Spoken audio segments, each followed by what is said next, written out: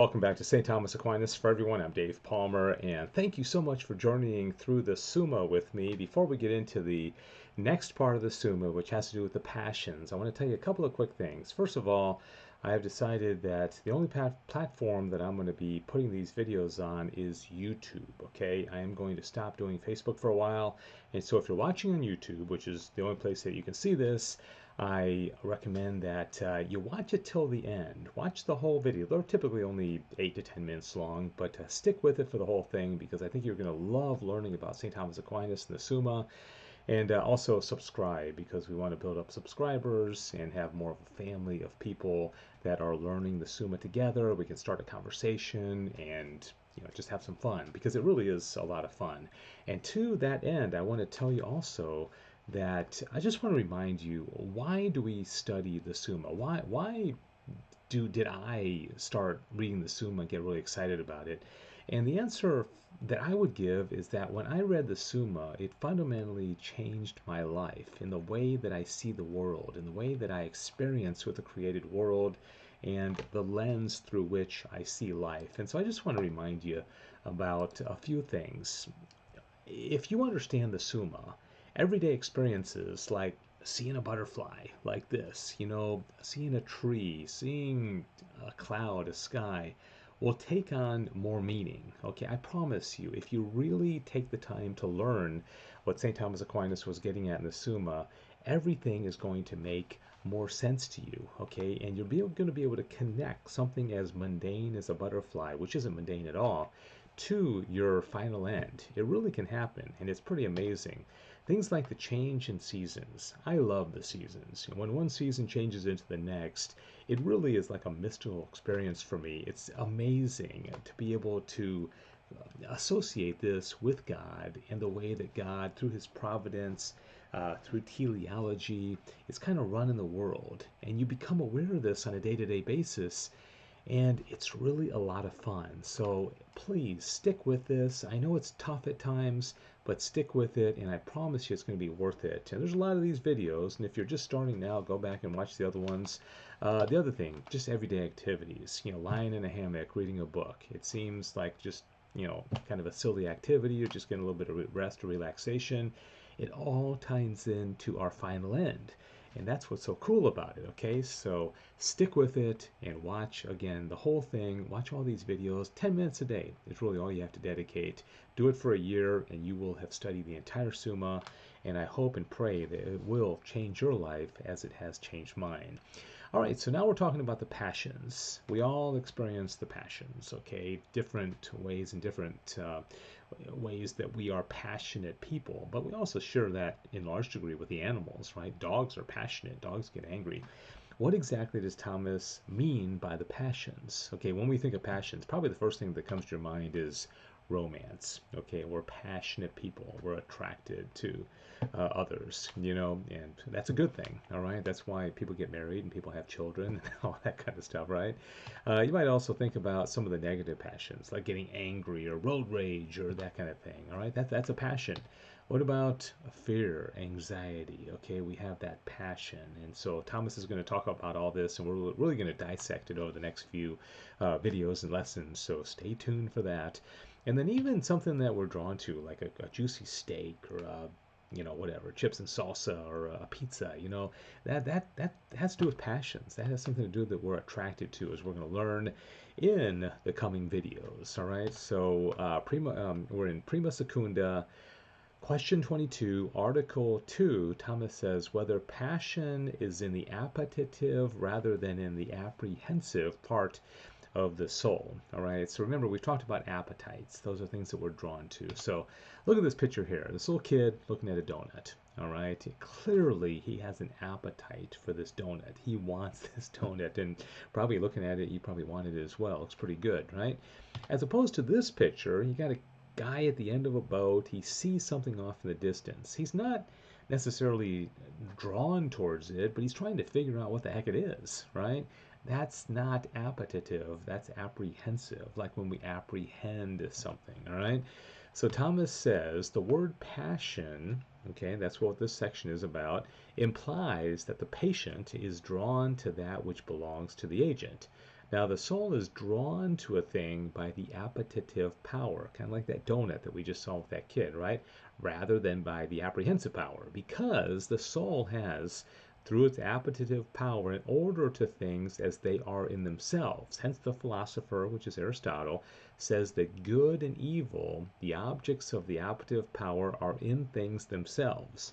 All right, so what does this mean? So we go back here.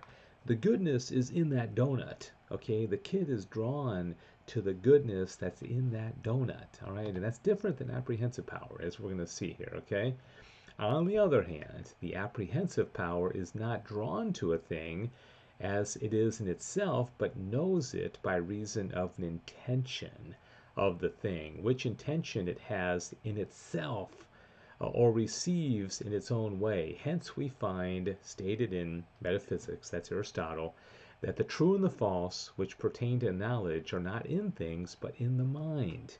Remember the passive intellect? Remember how we're kind of like a blank slate and we have the potential to know all things? That, in and of itself, is life changing. If you just think about that, that we have the potential to know all things, that's going to very much have to do with our final end. At the very, very end of the Summa, it all ties together, okay?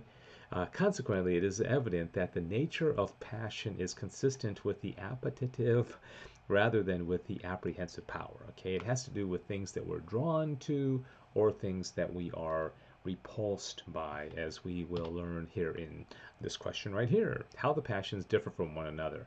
We've already talked about this a little bit, about the sensitive appetites and the powers of the soul, so we're going to go through this kind of quickly, but again, when you see this, you're drawn to it, right? You're drawn to the banana split, unless there's something wrong with you. Most people are repulsed by a snake. I like snakes, but most people, when they see this, they're going to run, right? I use the example of graduating from high school or college. Okay, that's not that's not the same as a banana split. It's something that's a little further off. It's something that you might do a year from now or 2 years from now.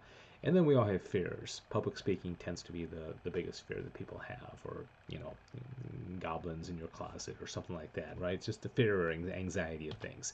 Thomas says the object of the concupiscible power is sensible good or evil. We've already gone over this, so I'm going to go through this quickly. Simply apprehended as such, which causes pleasure or pain, but since the soul must of necessity experience difficulty or struggle at times in acquiring some good or in avoiding some such evil, insofar as such good or evil is more than our animal nature can easily acquire or avoid, therefore this very good or evil, inasmuch as it is of a arduous or difficult nature, is the object of the irascible faculty. Do you remember that? We talked about concupiscible and irascible already. Therefore, whatever passions regard good or evil absolutely belong to the concupiscible power. So in the example I used, even though snakes are not evil, that would be an evil in the sense that we would be like, whoa, I got to get out of here. But the banana split would be, oh, I want to eat that, right?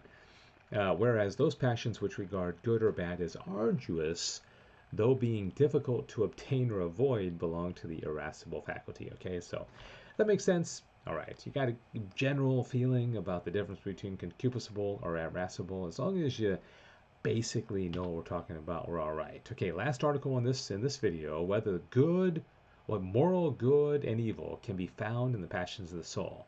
Are the passions good or evil, or are they even subject to being good or evil? All right, here's a picture of a lady. Clearly, she's upset. Something happened. She's upset. Is this a good or an evil? Okay, well, as we would probably expect, it depends on the circumstances. Maybe she deserves to be angry. Maybe somebody did something really stupid, right? That's basically what Thomas is going to say. We may consider the passions of the soul in two ways. First, in themselves. Secondly, as being subject to the command of reason and will. If, then, the passions be considered in themselves as movements of the irrational appetite, thus there is no moral good or evil in them. All right? We don't know if this is good or evil. It may have been a very genuine, good response that she's having here. We just don't know, right? Thus, okay, since this depends on the reason. If, however, they be considered as subject to the command of the reason and will, then moral good and evil are in them. So if this, did not conform to reason and it was just, the light turned red, or somebody said hello to her and she has this reaction, then all of a sudden this passion is not good because it doesn't conform to reason, right? Does that make sense? All right. Last thing we're going to learn here. For the Stoics, you ever heard of the Stoics? Held that all passions are evil. There's a picture of a Stoic, okay? It does not look like a real fun guy there. While the Peripatetics, this is Aristotle's school, maintained that moderate passions are good. For the Stoics did not discern between sense and intellect, and consequently neither between the intellectual and sensitive appetite. Okay, they didn't make that distinction that we just talked about a second ago. Hence, they did not discriminate the passions of the soul from the movements of the will, insofar as the passions of the soul are in the sensitive appetite, while the simple movement of the will is in the intellectual appetite. Okay, are you getting this? Are you digging it? Okay, here's another picture of a Stoic. All right, they always look very serious. Okay, because they can't have any passions. The passions are bad. All right, here's a picture of a peripatetic school. Okay, this is Aristotle's school. Don't they look like they're having some fun? The peripatetics would have been more fun because they are thinking, okay, our passions are all right as long as they're moderated, as long as they conform to reason, we can get a little crazy here, right? All right, that does it for this lesson. That's the Passions Part 1. I hope you enjoy that. Make sure you comment and subscribe and like and all that good stuff, right? Thanks so much. We have 5 more lessons on just the passions. All right, it keeps getting better and better. And don't forget, if you continue to study the Summa, this is going to help you use everyday experiences to come to know the living God and prepare for your final end. All right, it's so much fun. You're going to love it. Stick with it and watch the whole video. 10 minutes a day is all you got to do. And I promise you, I think I can promise you, it's going to change your life.